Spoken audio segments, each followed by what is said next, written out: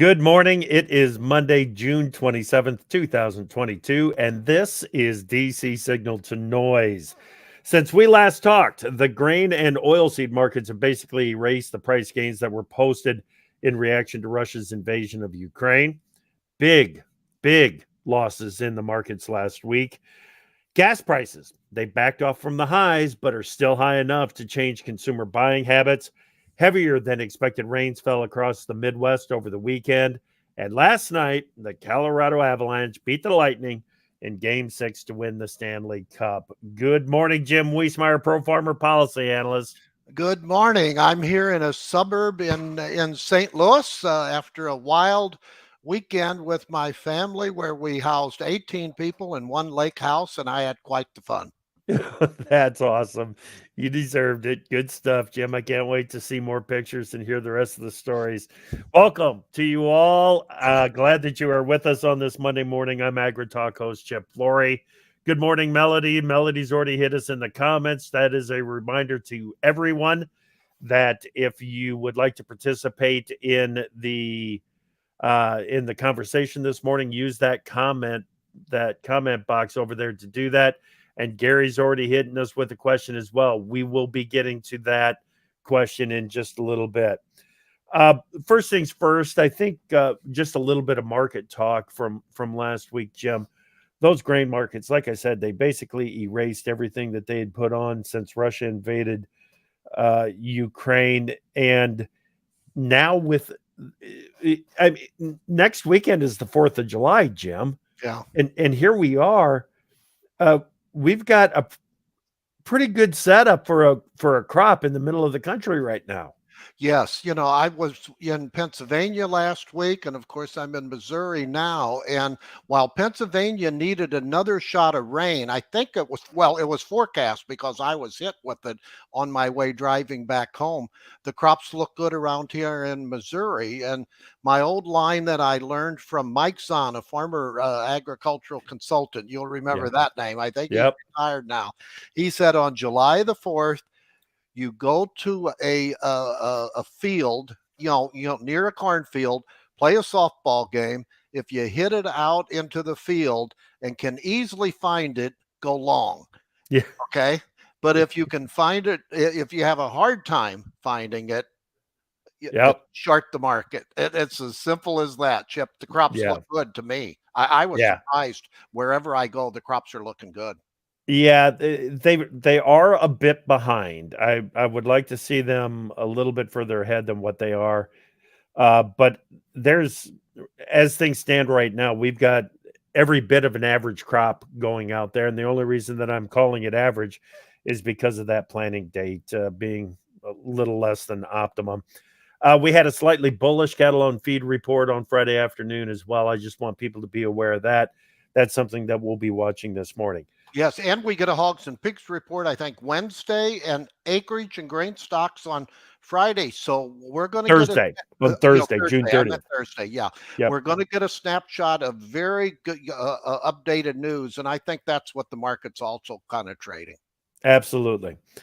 We are going to be talking about food price inflation and scarcity and the shortage risks around the globe in the second half of this morning's Signal to Noise with Representative Glenn G.T. Thompson from Pennsylvania. He'll be joining us here at the bottom of the hour. So looking forward to that conversation with him as well. Okay. The big news from last week in D.C. was the Supreme Court's decision to overturn Roe versus Wade, Jim. What does that signal for this fall's elections?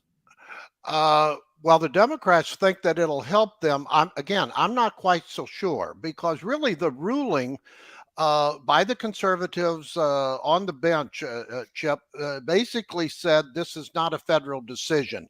Leave it to the states. And it's not the end of abortions. They're going to leave it to the state, as probably it should have been, to begin with. So I think you can claim both impacts as far as any political impact. It's a personal decision, and it varies across this great country. Right. Okay. Will the Democrats, in response to this, the Democrats in control of the House and the Senate, will they attempt to expand the Supreme Court? Well, in verbal lives, but the White House put out over the weekend again that President Biden is not for that, and they wouldn't be able to do it because centrist Senator Joe Manchin has already said he would not vote for that. So it's a talking thing, but it's not going to be realized, Jeff. Okay. Uh, Another item from last week, there was an important fertilizer ruling on duties on imports. What's the next step with this, Jim? Well, they've got more. The Commerce Department has to finalize it, Yep. so we have another leg to that. But the frustration is that here we have tariffs on at the time when, although they've come down and we're building inventory of fertilizer, it just doesn't, square. So I think that the pressure is going to Yeah. be there, perhaps to get a legislative fix, Jeff. So we'll have to ask GT Thompson about that. Okay, very good. And Josh Linville from StoneX is going to be on AgriTalk this morning. We'll get his take on what this means for the markets going forward as well. Food price forecast, you mentioned it, Jim, expected to be up by the most in more than 40 years. Food price inflation is forecast by USDA at 7.5 to 8.5% for 2022. We had some analysts on from Wells Fargo this last week, Jim. Food price inflation is double digit right now. There's just no question about it. Yeah, well, down here in Missouri, I'm hearing about those cheese prices. Let me tell you, dairy, Okay. when I was in Pennsylvania, I think they were $21 a hundredweight price, and now I can see the impact. Yeah, we have currently the highest, food price is 7.5 to 8.5%. Chip, that is the highest since 1980.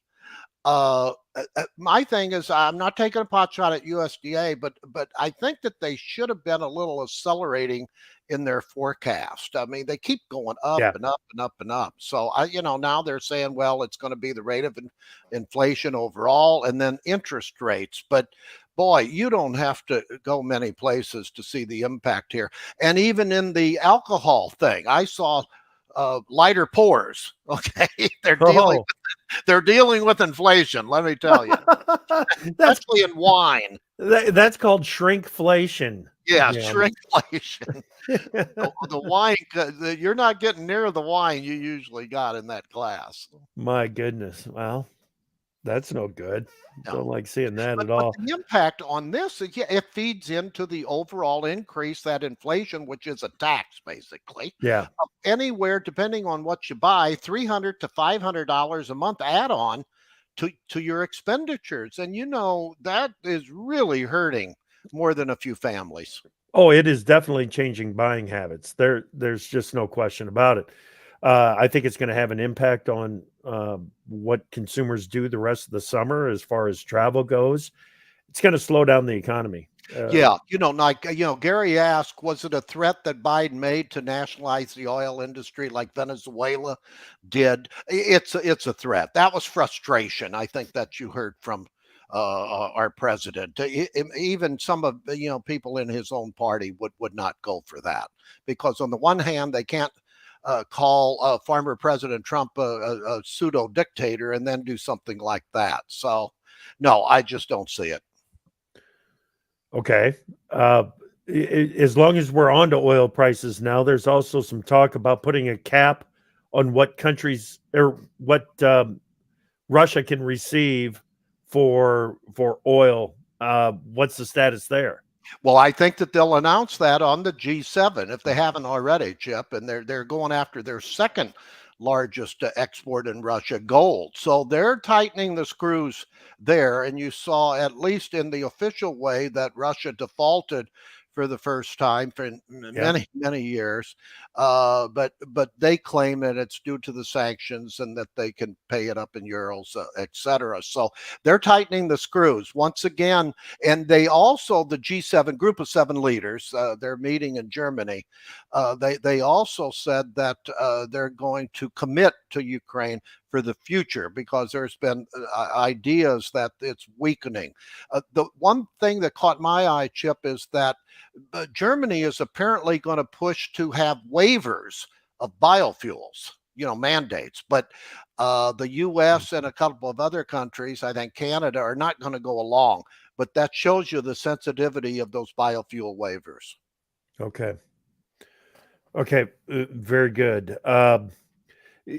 Talk a little bit more about fuel prices, because last week President Biden basically snubbed the big oil executives, went to an offshore wind meeting rather than attending the meeting with the oil executives, left the oil executives for Energy Secretary Granholm. We've also got the proposal out there for the federal gas tax holiday, fuel tax holiday. What's the odds that Congress will approve the tax holiday? In the single digits. The Oh, votes are not there, even in his own party, Chip. Yeah, it's just the movement is not there. Now, individual states we have a few states that have already done it. My new home state now of Virginia tried it, but the legislature didn't go along. So no, I just don't see it, Chip, because it got tied into cosmetics, issue that it won't have any durability.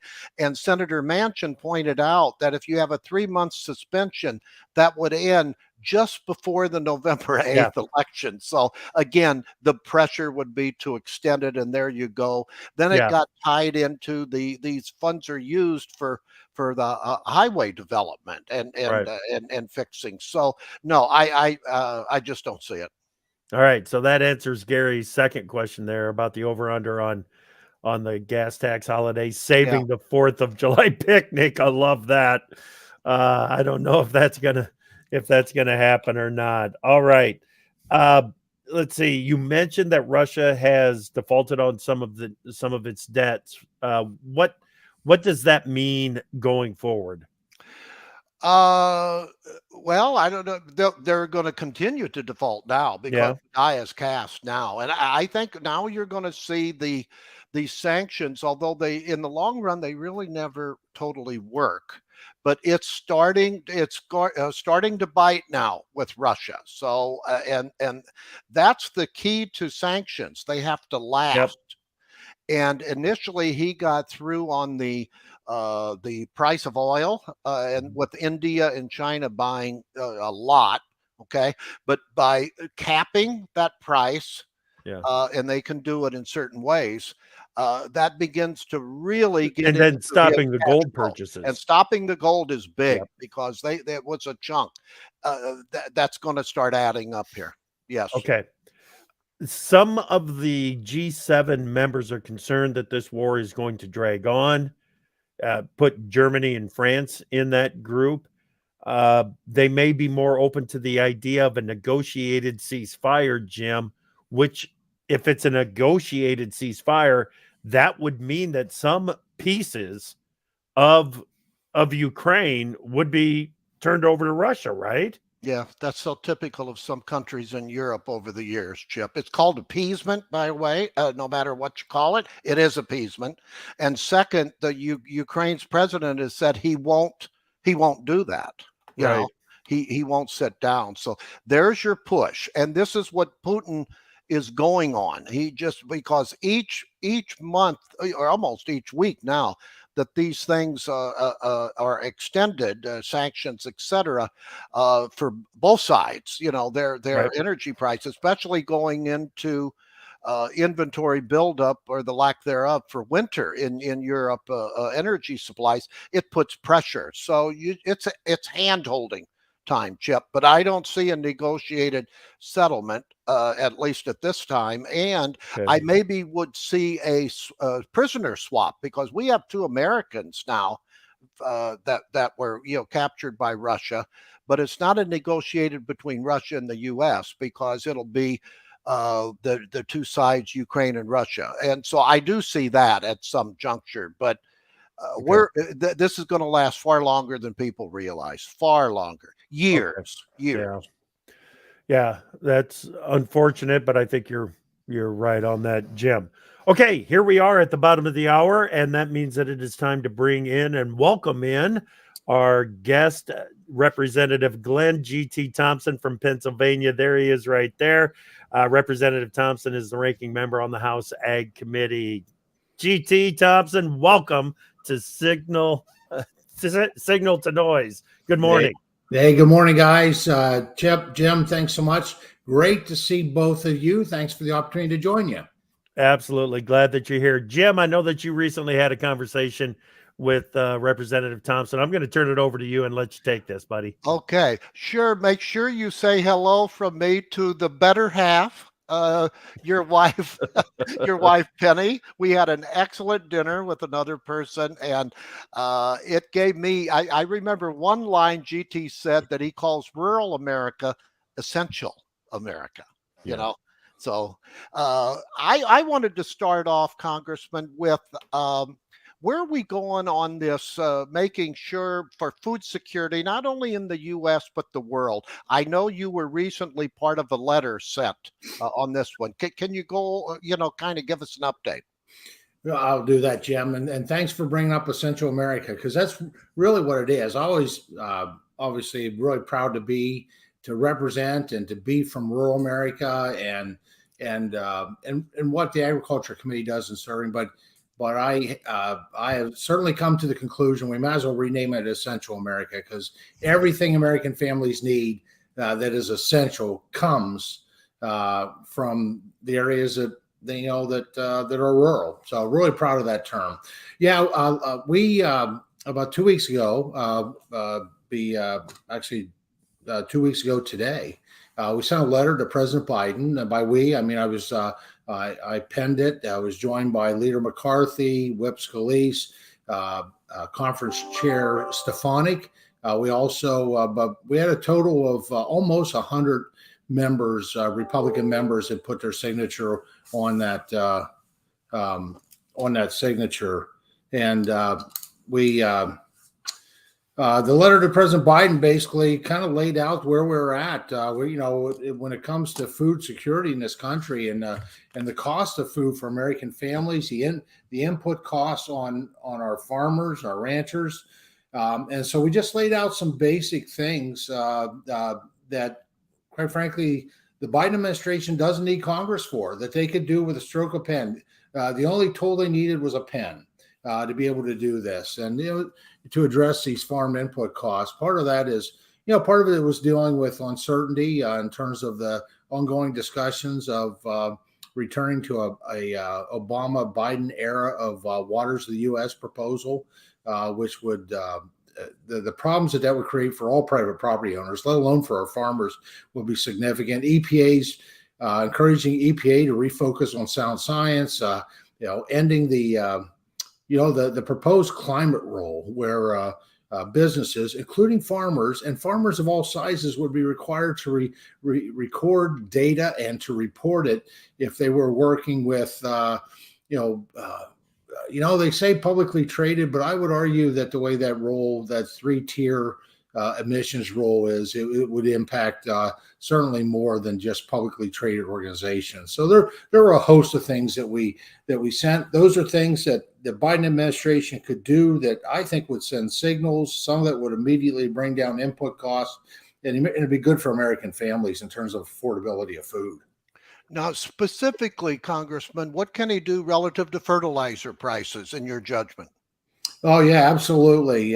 They could add the key minerals for fertilizer manufacturing to the critical minerals list, and by doing that, that would help to facilitate the mining, refining, distribution, and the use of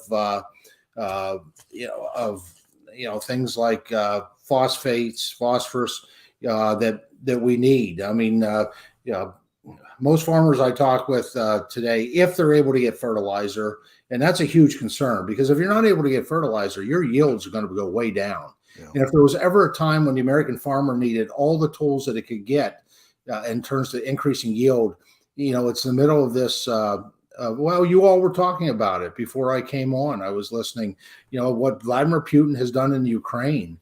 That's going to result in significant hunger, starvation, and death by famine in the other parts of the world. The United States is going to be increasing cost of food, and so we should be doing everything we can to equip the American farmer.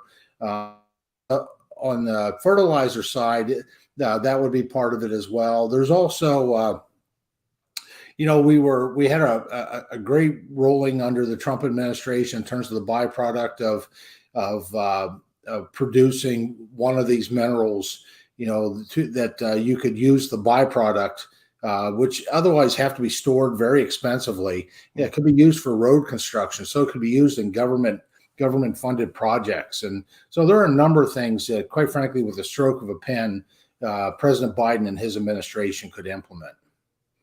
Okay. Do you see Congress, the Democrats, I don't think the Republicans will vote for it, one last big attempt at a big bill relative to a new reconciliation bill, Congressman, that would include some sort of green energy bill language. It would include some Obamacare provisions that are soon to expire either in the fall, I think, or early next year, and a big tax increase on the wealthy. Do you see that? Yeah, I'm afraid so. And it's going to wind up being a tax increase on everyone, especially I think the most dangerous times for that will be after the first Tuesday in November, when I think we're going to restore checks and balances, take back a Republican majority in the House, and I think a Republican majority in the Senate.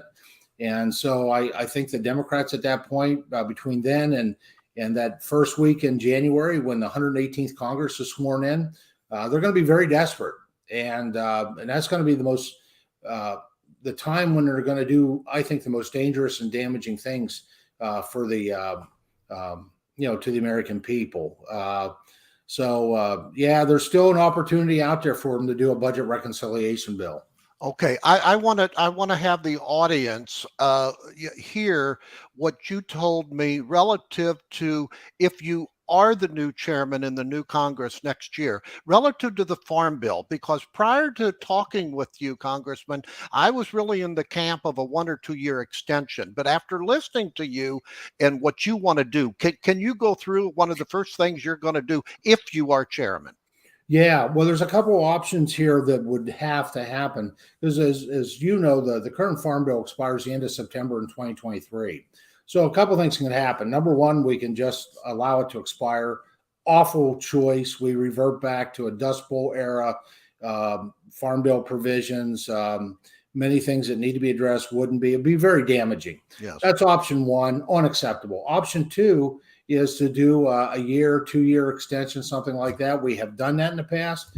Not the best option, though, because quite frankly, it's you have missed the opportunity to improve and to refine different provisions of the Farm Bill. Option three is to do our job. Now we're way behind, sadly, but we're picking up tempo, which I am pleased with that. But we should have been at this tempo 2 years ago. So if I do have the privilege and the opportunity to be able to hold the gavel, to be the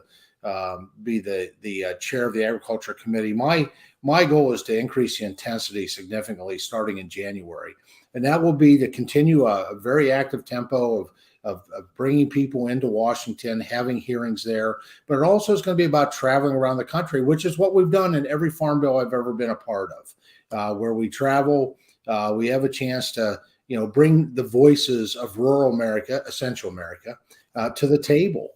And so that would be my goal. Jim, as I think you don't have to rewrite the entire Farm Bill. No. But you do need to have this opportunity to listen and to hear, use those listening skills to hear from the American people, the farmers, the ranchers, the rural communities, the processors, all the key stakeholders of what's working and what's not working. If it's working, if it's not broken, don't fix it. Yeah. But if there's areas that we can make refinements and improvements, or there's things that need to be addressed that we're not addressing, and we have some, we have some difficult times, right? Just look at Title I, where you look at almost all commodities, not all. Rice is struggling with their prices, but all commodities, including rice, are struggling with high input costs. And at the end of the day, although some programs we run based on the reference price on how much farmers and ranchers are getting, they're businesses. At the end of the day, it's the margin that matters. And I would argue that with the cost of diesel fuel and fertilizer and seed and just everything that farmers need today, including workforce, there's very little to no margin. Two quick follow-ups. If I recall, you're going to try to be inclusive by meeting with every Democrat on the committee if you become chairman, correct? Yeah, I had that discussion this week. I had a colleague that I serve with, that Democrat, come up to me on the floor, and I'm not saying they're acknowledging the outcome of November, but he did say, when you're chairman, I hope you don't forget about us. And I assured him that the Agriculture Committee has always worked well together. And so one of the first things I'll do once I have if I would have the privilege and the authority to do it, is to meet with each individual member, both Republicans and Democrats, to talk about their districts, their goals, their ideas, because that's important. To me, and this has always been reflective of how I've done all my legislation in the time that I've served, is I bring everybody to the table. We don't have to spend a lot of time talking about what we disagree upon. I can turn on the cable news network and see that. But let's talk about what we can agree upon and make that the basis for cost-effective solutions. How about the funding issue? Will you go, because you had an excellent subcommittee hearing in House Ag a couple weeks ago, maybe it was last week, but some good ideas came about, perhaps a pilot program on the margin for the grain. Yeah. A number of these are adding up, and you're going to need some additional funding, wouldn't you? Yeah, in the end, it really comes down to, we can have excellent ideas that we authorize, but we need the support of the Appropriations Committee to make it a reality, obviously, because they're the folks that actually write the checks. And, I've already done something that I'm told has not been done, at least in the past 30 years, where I worked with the subcommittee chairman for agriculture approach. And I need to do that again because we had a change of leadership.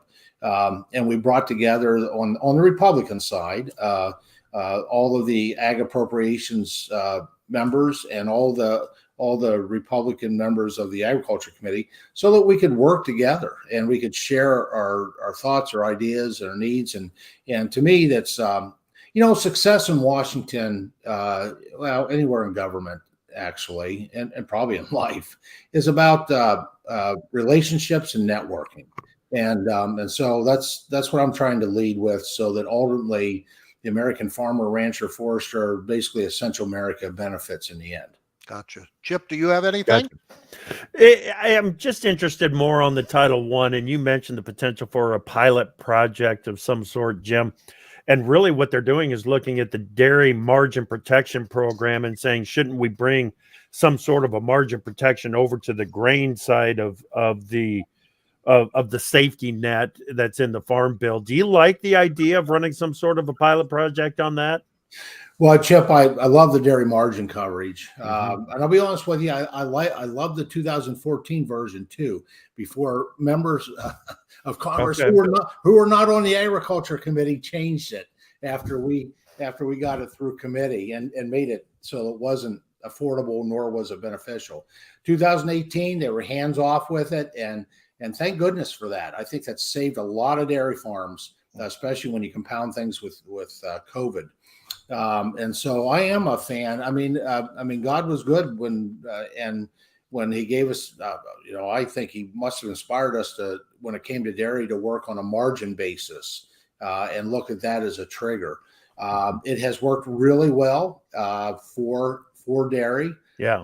And it's tried and tested in some very difficult situations. So yeah, we should have that. But what we need first, though, are to have the hearings, the listening sessions, the field sessions, to really vet these types of ideas among the American farmers and ranchers.